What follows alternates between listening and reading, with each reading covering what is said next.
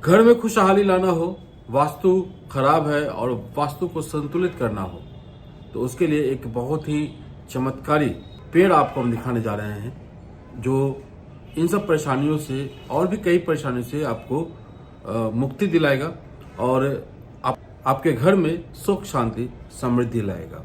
हमारे साथ मौजूद है डॉक्टर राजीव खत्री जी, जो जेमोलॉजिस्ट हैं और इनका बहुत ही अच्छा प्रतिष्ठान है पटना में। ये हमको बताएंगे कि घर में सुख समृद्धि खुशहाली लाने के लिए क्या घर में रखना चाहिए और क्या नहीं रखना चाहिए। नमस्कार, मैं खत्री जेम्स प्राइवेट लिमिटेड से राजीव कुमार खत्री बोल रहा हूँ। मैं आज आपको कल्प वृक्ष के बारे में बताना चाहूँगा। कल्प वृक्ष, जैसा कि नाम से ही ये पता चल रहा है, कल्प मतलब होता है समय, और जो समय को साध ले उसको कल्प वृक्ष कहते हैं। और इसका एक दूसरा भी मायने है, कल्प मतलब कल्पना भी होता है, यानी कि आपके सारे कल्पनाओं को साकार करने की जिसमें क्षमता हो, ऐसा ये वृक्ष है। ये वृक्ष जिस आज के डेट में हम देखते हैं कि हमारे घर में ज़मीन का अभाव हो गया है, और हम लोग जिस तरह का मकान बना रहे हैं उसमें कोई पेड़ पौधा सिर्फ गमला तक ही सीमित रह गया है। बड़े बड़े पेड़ जो हमारे घर में पहले होते थे, बगीचे होते थे, वो अब नहीं रहा, और उतना स्पेस भी नहीं है कि हम किसी को सजेशन दे सकें कि आप बड़ा पेड़ लगाइए, अनार लगाइए, अमरूद लगाइए, आम का पेड़ लगाइए। ये पॉसिबल भी नहीं है आज के समय में।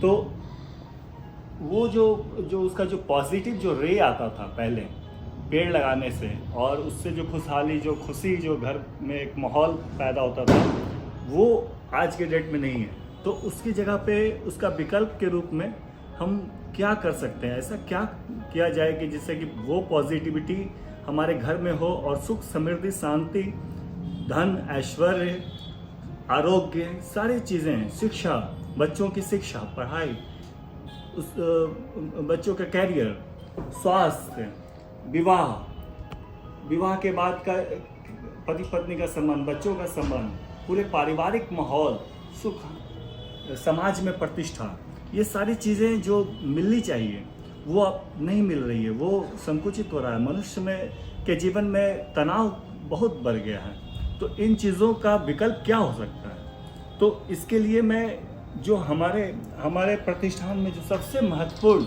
जो एक प्रोडक्ट के रूप में हम कह सकते हैं, वो है कल्प वृक्ष। इसका नाम ही है कल्प वृक्ष। इसको पारिजात वृक्ष भी बोलते हैं। पारिजात भी संस्कृत वर्ड है। उसका मतलब भी यही होता है, जो कल्पनाओं को साकार कर, जो समय को साध ले, उसको कहते हैं, जो पॉजिटिविटी को इतना बढ़ा दे कि आपके घर में चमत्कार ही चमत्कार पैदा हो। ऐसा इसमें क्षमता है। तो क्या है इसका खासियत? ऐसा क्या इसमें क्या चीज़ें हैं जो इस तरह की संकल्पनाओं को साकार कर सके? ऐसा क्या हो सकता है? क्यों ऐसा ये हम कह सकते हैं? तो सबसे पहले आप भी इसमें देखिए कि इसमें एक तो रुद्राक्ष है। इसमें देखिए कि रुद्राक्ष लगा हुआ है, जो फल के रूप में लगा हुआ है। रुद्राक्ष एक रुद्र और अक्ष, रुद्राक्ष परिचय का मोहताज नहीं है। सभी लोग जानते हैं कि रुद्राक्ष के मतलब साक्षात शिव ही होते हैं।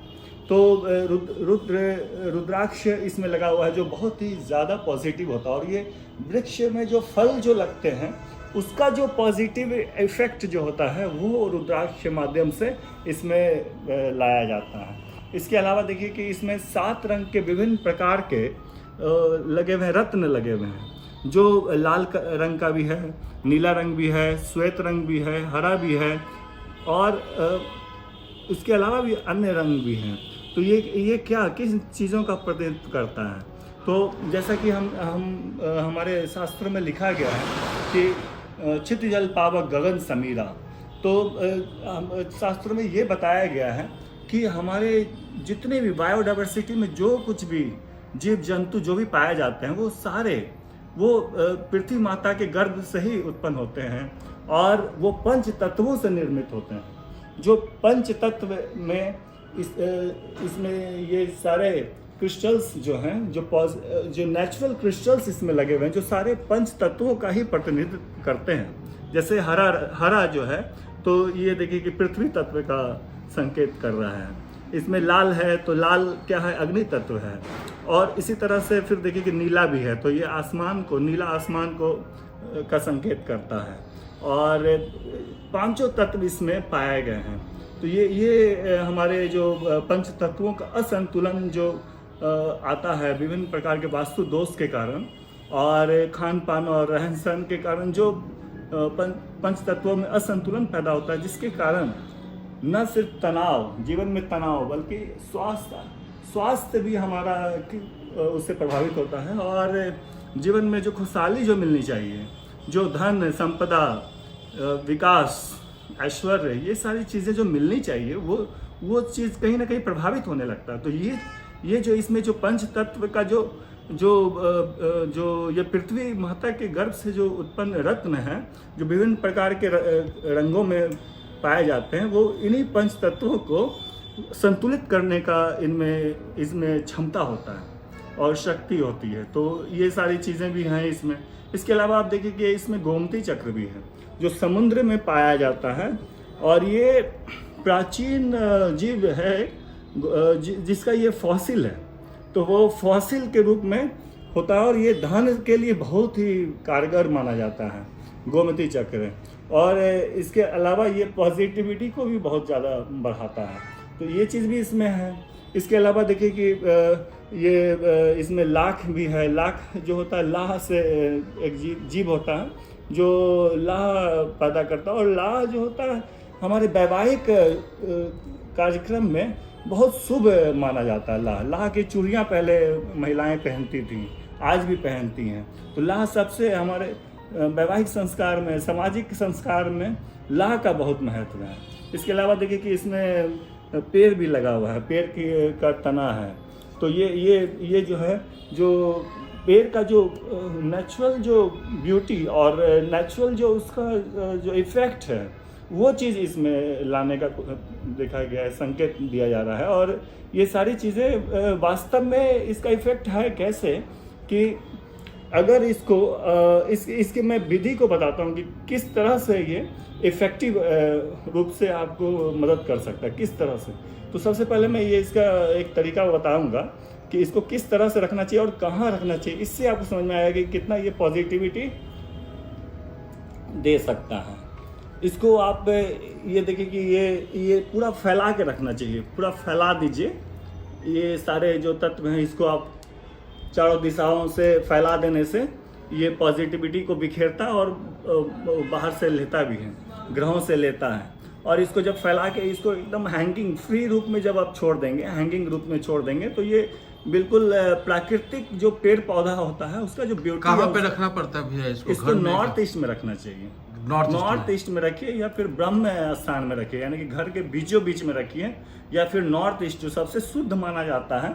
ईशान कोण, जिस ईशान का मतलब शिव का जो स्थान है, वो इसका सबसे सर्वोत्तम जगह माना गया है इसको। तो ये इसको बिल्कुल हैंगिंग रूप में रखना चाहिए, जो एकदम फ्री रूप में रहे। और ये हवा का हल्का भी झोंका हो तो ये हिले, ये हमारे मन को प्रभावित करता है, ये विजुअल इफेक्ट पैदा करता है। क्योंकि अगर जो विजुअल इफेक्ट होता है वो बिल्कुल हमारे अंदर मन में समा जाता है, और वो वही पॉजिटिविटी देता है जो पेड़ के पास बैठ के, जो हमें जल के पास बैठकर, नदी के किनारे बैठकर जो खुशी मिलती है, या जो अग्नि से जो ताप मिलता है, या सूर्य के निकट या आकाश के नीचे जब हम रहते हैं, तो जो पॉजिटिविटी, जो खुशी मिलती है, जो हमारे अंदर जो ऊर्जा का संचार होता है, वो चीज़ यहाँ मिलने लगेगी।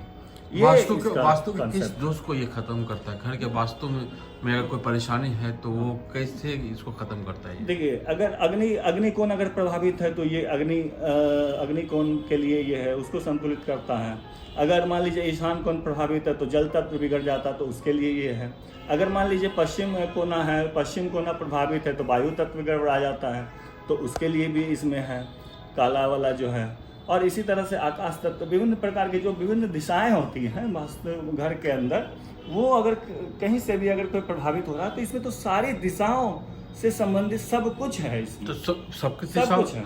तो ये संतुलित कर लेगा। तो ईशान कहीं पे कोई भी दोष होगा तो ये संतुलित कर लेगा। तो ईशान में रखना ईशान होगा। कोण में रखने से ये होता है कि ईशान कोण सबसे पवित्र स्थान है, वहाँ ईश्वर का वास होता है। और जब ईश्वर का वास में जब ये रखते हैं तो ये इसका जो प्रभाव है वो बहुत बहुगुणित हो जाता है, बहुत ज़्यादा ये प्रभावित होकर ये चारों तरफ ऊर्जा का संचार करने लगता है। और इसलिए अगर मान लीजिए कि इसको अगर गलत जगह रखेंगे तो फिर वो इसका खुद ही प्रभाव कम हो जाएगा, तो फिर इसका प्रभाव वो फैलेगा नहीं।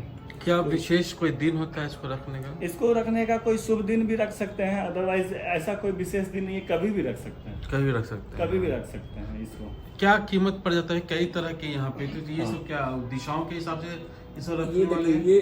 ये तो हो गया कि ये सारी चीज़ें हो गई इसमें, सारी दिशाएं, सारे दोष एक साथ हैं। लेकिन अगर पर्टिकुलर अगर किसी का कोई अग्नि कोण मान लीजिए प्रभावित है तो उसके लिए लाल वाला है, अग्नि से संबंधित। अगर मान लीजिए कि वायु तत्व अगर गड़बड़ है तो वायु तत्व के लिए ये है काला। और अगर मान लीजिए अगर जल तत्व है तो जल तत्व के लिए श्वेत वाला रख सकते हैं। इसी तरह आकाश तत्व है तो नीला रख सकते हैं।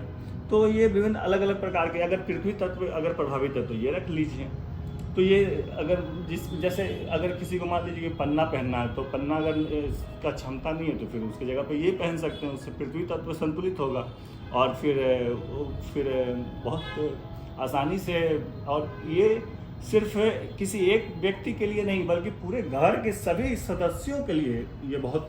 तो कल्प वृक्ष देखिए दोस्तों, आदमी मेहनत करता है और कुछ लोगों को मेहनत के साथ कई गुना ज्यादा फल मिलता है, तो कई को मेहनत के हिसाब से बहुत कम फल मिलता है।